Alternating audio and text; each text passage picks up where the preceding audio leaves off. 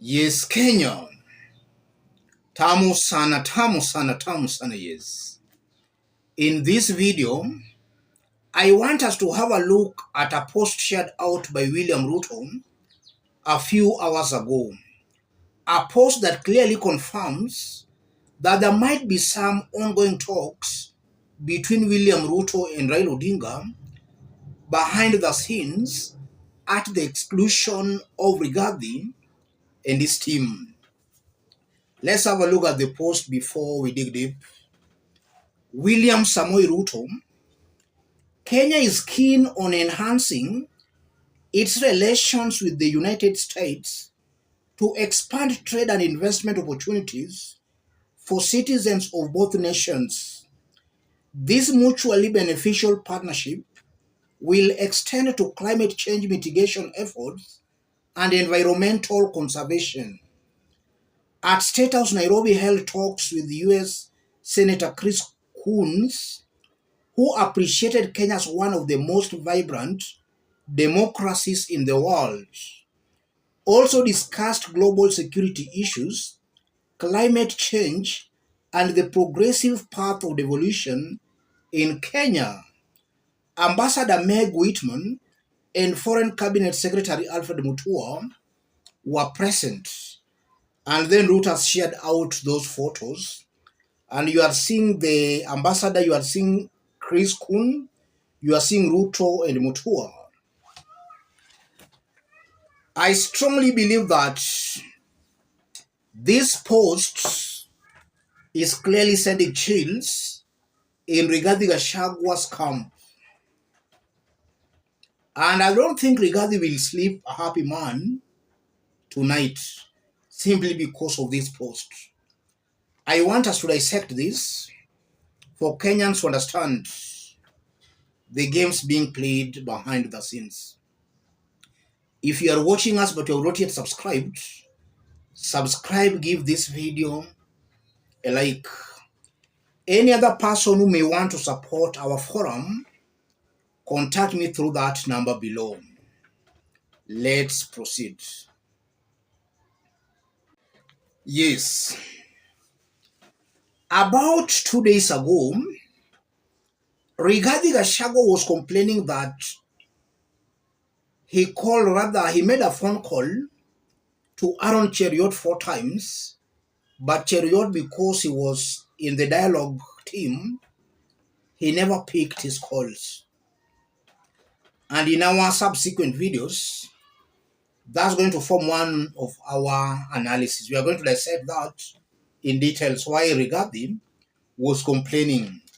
But he made it clear to the whole nation that he called Arun Cheriot 4 times, but Cheriot never picked his call because he was in the talks at Bomas. And now you are seeing Senator Chris Coons and Meg Whitman. The same Senator Chris Coons and Meg Whitman met Raila Odinga some few days ago. They held some discussions with Raila Odinga. And now you are seeing they are holding another meeting with William Samoei Ruto. As much as they might have discussed other things, the main thing that was discussed in this meeting is purely the ongoing talks at Bomas. So it appears that real talks are happening behind the scenes. Bomas just has been saying that's just a formality. If these talks, if the leaders can agree behind the scenes, there will be an agreement at Bomas. If they differ behind the scenes, there will be no agreement at Bomas. It can't be vice versa.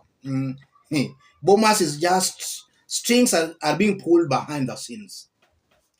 This portends a very bleak picture for Rigathi Gachagua and his team, especially in the Kenya Kwanza Brigade, because in the event that a ceasefire can be reached between Raila and William Ruto, the likes of Rigathi Gachagua, the Ndinyoros and their team, who have been exploiting the disagreements for their own political mileage on the mountain, I'm seeing they will be forced to change their strategy in order to remain relevant on the mountain. Because now that ongoing fight, or the fight between Ruto and Raila Odinga will not be there. They will have to devise a new strategy.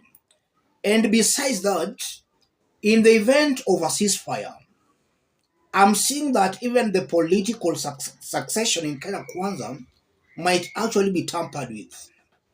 In that William Ruto might not be very, very keen on projecting Rigathi Gachagua as his successor.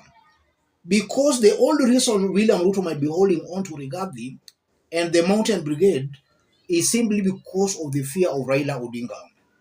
In the event of a ceasefire that can turn into some form of a temporary handshake, then I'm seeing a William Ruto who might not need Rigathi very much.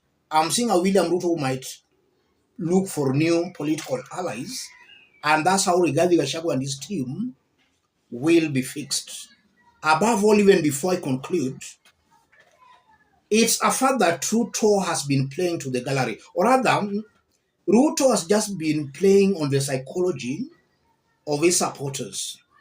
While speaking in public, and especially when he's on the mountain, he talks tough on how he does not want anything to do with Raila Odinga, but in some boardroom somewhere, he's entertaining the talks. And if you look at this American ambassador and Chris Coon, it's a fact that William Ruto is being given the pressure from the West. And from the William Ruto we know, William Ruto cares more about the West than even those who supported him or voted for him. And I'm saying that based on how the finance bill was passed in Parliament, it's clear the ground was against that bill, but William Ruto went ahead, mobilized the elected leaders, and they passed that bill. A confirmation that Ruto does not care much about what the ground is saying. Even though a good number of William Ruto supporters might be against the handshake, same to Raila Odinga supporters, pressure from the West will force William Ruto into a ceasefire with Raila Odinga. I'm seeing that as a very likely possibility. And William Ruto will do that in disregard of what maybe supporters are saying. And in this case, this is a bad news to Ruto supporters. They should and must expect something like a handshake.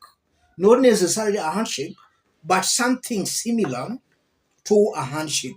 So William Ruto, when he's talking to the people on the ground, or anytime he's on the mountain, he's saying he does not want anything to do with Raila Odinga. Behind the scenes, he is entertaining the talks with Raila Odinga. So the people should and must wake up. The people should and must wake up. And just as I've been saying, when Ruto promises you North, be rest assured that he will deliver the South. So the mere fact that he has been really talking ill about the handshake, about his deal with Raila Odinga, something tells me very strongly. That's exactly where William Ruto is heading to. Let me stop it there, ladies and gentlemen. But just as I did indicate when I was starting, if you are watching us but you have not yet subscribe, give this video a like. Any other person who may want to support or wish to support our forum, contact me through that number below. Yes. And to those watching us outside Kenya, drop a comment, let us know from which part of the globe you are watching us from.